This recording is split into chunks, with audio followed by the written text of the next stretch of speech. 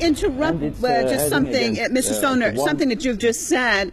You said that with the extension of this mandate, I want to make sure I understand what you're saying. With the extension of this mandate, then actually this will help improve relations between Turkey and Syria.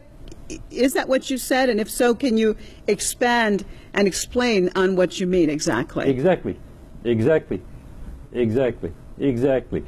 When you watch carefully, then you will see that the government here in Turkey is not at all speaking of overthrowing the government in Syria anymore. They had been on that line, but they are not speaking of that anymore, and this is right so.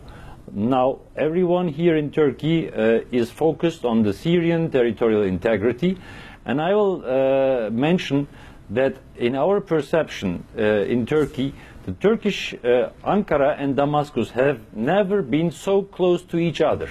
So this military intervention against ISIS on the one hand and the YPG on the other hand has brought Turkey in a deep conflict against the United States, in a deep conflict against the US, and it has strengthened the ties of Ankara with Moscow and has opened the way to re-establishing ties with Damascus as well. First of all, I'm not a spokesperson of the government. Your perspective, sir. You're an analyst. Just your perspective. Everyone here in Turkey, here in Ankara, in Turkey, everyone has a consensus about the fact that there has been a consensus before this operation between Ankara and Moscow.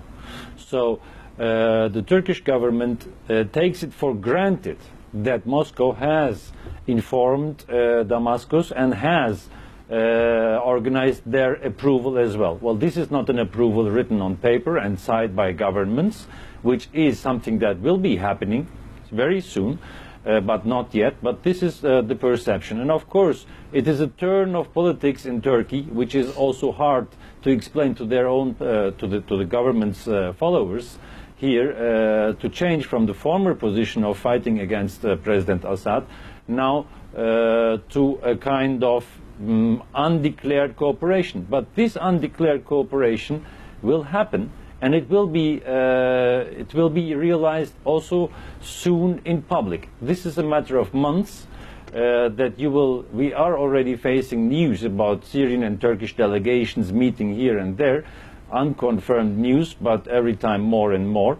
And I think the tide has turned, and this has to do with an internal change here in Turkey. The beginning of the fight against the PKK here in Turkey, inside Turkey, has forced the government to recalculate its foreign relations as well. Because when you fight against the PKK, which is directly supported by the United States, then you have to reconsider your regional alignments and regional coalitions. And you face that if you want to fight terrorism inside Turkey successfully, then you have to enter into a coalition with Russia, Iran, Iraq, and at the end of the day, also with Syria. And this is what's going to happen. Okay. And this will happen on the ground. This will happen by creating the facts. And I think it is just the American position to criticize lack of UN consensus and lack of this and that, and also their position to criticize that this has happened too late.